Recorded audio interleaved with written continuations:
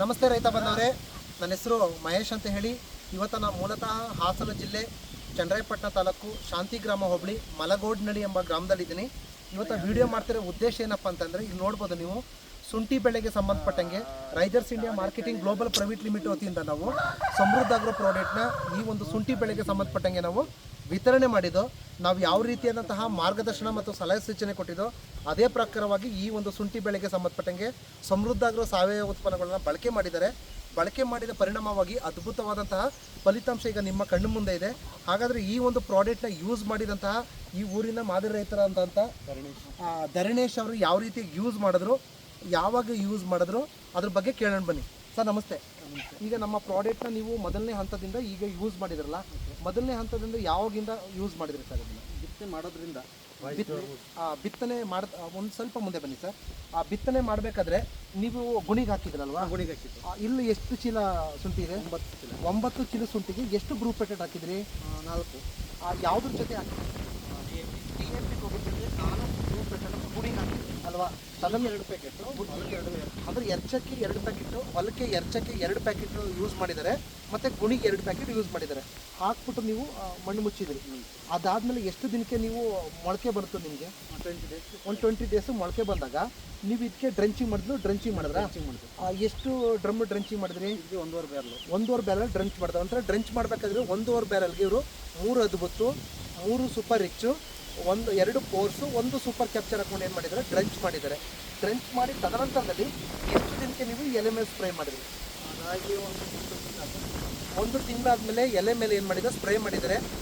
ಅದ್ಭುತ, Virat, super ಕ್ಯಾಪ್ಚರ್ಗೂ spray ಮಾಡಿದ್ದಾರೆ. ಇದಕ್ಕೆ ನೀವು ಕೆಮಿಕಲ್ ಗೊಬ್ಬರ ಎಷ್ಟು ಕೊಟ್ಟಿದ್ರಿ? ಯಾವ ಗೊಬ್ಬರ ಕೊಟ್ಟಿದ್ರಿ? ಕೆಮಿಕಲ್ ಯಾವುದೋ ಇಲ್ಲ. DAP ಫಸ್ಟ್ ಹಾಕಿದ್ದೀನಿ. DAP ಒಂದು ಕೊಟ್ಟರೆ ಅದು ಬಿಟ್ಟರೆ 19 ಎಷ್ಟನೇ ದಿನಕ್ಕೆ 19 ಕೊಟ್ಟಿದ್ದು? 1.5 ತಿಂಗಳಿಗೆ. 1.5 ತಿಂಗಳಿಗೆ 19 ಗೊಬ್ಬರ ಜೊತೆಗೆ ಯಾವ್ದು ಕೊಟ್ಟಿದ್ರಿ? ಗ್ರಾನ್ಯುವಲ್ ಕೊಟ್ಟಿದ್ರಿ. 19 ಮತ್ತು ಫಸ್ಟ್ ಗ್ರಾನ್ಯುವಲ್. ಇದು ಈ ಒಂದು ಶುಂಠಿಗೆ ಎಷ್ಟು ಕೆಜಿ ಇದು ಗೊಬ್ಬರ ಕೊಟ್ಟಿದ್ದೀರಿ? 40 kg. 40 kg ಗೊಬ್ಬರ ಕೊಟ್ಟು ಗ್ರಾನ್ಯುವಲ್ 25 kg ಗ್ರಾನ್ಯುವಲ್ 40 kg ಗೊಬ್ಬರ ಕೊಟ್ಟು ಒಂದೇ ಸರಿ ಕೊಟ್ಟಿರೋದು. ಒಂದೇ ಸರಿ ಕೊಟ್ಟಿರೋದು. ಅದಾದ್ಮೇಲೆ ಮಣ್ಣು ಹಂಚು ಕಟ್ಕೊಂಡ್ಮೇಲೆ ಈಗ ಒಂದೇ ಸರಿ ಡ್ರೆಂಚಿಂಗ್ ಮಾಡಿದ್ರೆ ಒಂದ್ಸರಿ ಸ್ಪ್ರೇ ಮಾಡಿದ್ರಿ, ಒಂದ್ಸರಿ ಗೊಬ್ಬರ ಕೊಟ್ಟಿದ್ರಿ, ಇನ್ನೇನು ಬಳಕೆ ಮಾಡಿಲ್ಲ. ಹುಳಿನ ಔಷಧಿ ಫಂಗಿಸೈಡ್ ಮಾತ್ರ ಮಾಡ್ಕೊಂಡಿದ್ರಿ. ಅದನ್ನು ಒಂದು 20 ಡೇಸ್ ಆಯ್ತು ಮಾಡಿ. 20 ಡೇಸ್ ಮಾಡ್ಕೊಂಡಿದ್ರಿ. ಸರ್, ಇಷ್ಟೆಲ್ಲ ಉತ್ಪನ್ನಗಳು ನೀವು ಬಳಕೆ ಮಾಡಿದ್ರಲ್ಲ, ಈಗ ನಿಮ್ಗೆ ಈ ಶುಂಠಿ ಬೆಳೆ ರಿಸಲ್ಟ್ ಹೇಗೆ ಅನಿಸ್ತಿದೆ ಸರ್? ಇದು ಓಕೆ ಅನಿಸ್ತಿದೆ. ಓಕೆ, ಖುಷಿ ಕೊಟ್ಟಿದೆ. ತುಂಬಾ ಖುಷಿ ಕೊಟ್ಟಿದೆ.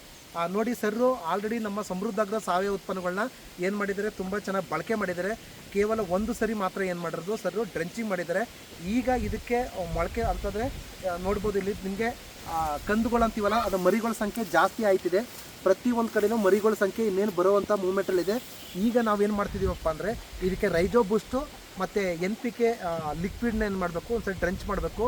ಇದಕ್ಕೆ ಯಾವುದೇ ರೀತಿಯಾದಂತಹ ಎಲೆ ಚುಕ್ಕಿ ರೋಗ ಆಗಲಿ, ಮತ್ತು ತರಗಮಾರಿ ಆಗಲಿ, ಮತ್ತು ಕೊಳವೆ ರೋಗ ಆಗಲಿ, ಈ ಥರ ಪ್ರಾಬ್ಲಮ್ಸ್ಗಳು ಕಂಡು ಬಂದಿಲ್ಲ. ಯಾಕೆಂತಂದರೆ ಸ್ಟಾರ್ಟಿಂಗಿನ ಬೀಜೋಪಚಾರ ಅಂತೀವಲ್ಲ, ಅಲ್ಲಿಂದ ಸಹ ಈ ವ್ಯಕ್ತಿ, ಧರಣಿ ಅನ್ನೋ ವ್ಯಕ್ತಿ, ನಮ್ಮ ಒಂದು ಉತ್ಪನ್ನಗಳ ಬಳಕೆ ಮಾಡಿದರೆ ಅದರ ಪರಿಣಾಮವಾಗಿ ಅದ್ಭುತವಾದಂಥ ಒಂದು ಫಲಿತಾಂಶ ಈಗ ನಿಮ್ಮ ಮುಂದೆ ಇದೆ.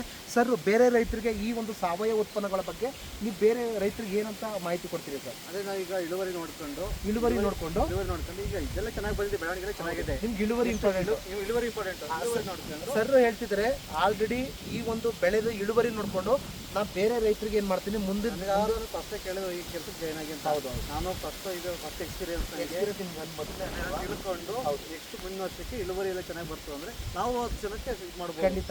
ಸರ್ ಏನು ಮಾಡ್ತಾರೆ ಅಂತಂದರೆ, ನನಗೆ ಒಂದು ಅನುಭವ ಆಗಬೇಕು, ಅನುಭವ ಮೂಲಕ ನಾನು ಬೇರೆ ರೈತರಿಗೆ ಏನು ಮಾಡ್ತೀನಿ, ಪ್ರಮೋಟ್ ಮಾಡ್ತೀನಿ. ಈಗ ನಾನು ಈ ವಿಡಿಯೋ ಮಾಡಿದ್ದೀನಿ. ನೆಕ್ಸ್ಟು ತದನಂತರ ಮತ್ತೆ ಒಂದು 15 ದಿನಕ್ಕೆ ಡ್ರೆಂಚಿಂಗ್ ಮಾಡಿದ್ಮೇಲೆ ಯಾವ ರೀತಿ ಹೊಡೆತಗಳು ತಗೋತದೆ, ಹೂ ಕಂದುಗಳಿಗೆ ಎಷ್ಟು ಬರ್ತವೆ ಅಂತ ನಾನು ವಿತ್ತು ಹೂಕಂದು ಏನು ಮಾಡ್ತೀನಿ, ನಿಮಗೆ ಲೆಕ್ಕ ಹಾಕಿ ತೋರಿಸ್ತೀನಿ. ಈ ಒಂದು ಪ್ರಾಡಕ್ಟ್ನ ಯೂಸ್ ಮಾಡಿದಂತಹ ಧರಣಿ ಅವ್ರಿಗೆ ನಮ್ಮ ಈ ಒಂದು ಭಾಗದ ಚನ್ನರಾಯಪಟ್ಟಣ ಮತ್ತು ಹೊಳೆನರಸೀಪುರ ಭಾಗದ ನಾಯಕರಾದಂತಹ ಆನಂದ್ ಸರ್ ಅವರು ಈ ಒಂದು ಪ್ರಾಡಕ್ಟ್ ಬಗ್ಗೆ ಮತ್ತು ಈ ಒಂದು ಬೆಳೆ ಬಗ್ಗೆ ಒಂದೆರಡು ಮಾತಾಡಬೇಕು. ನಮಸ್ಕಾರ.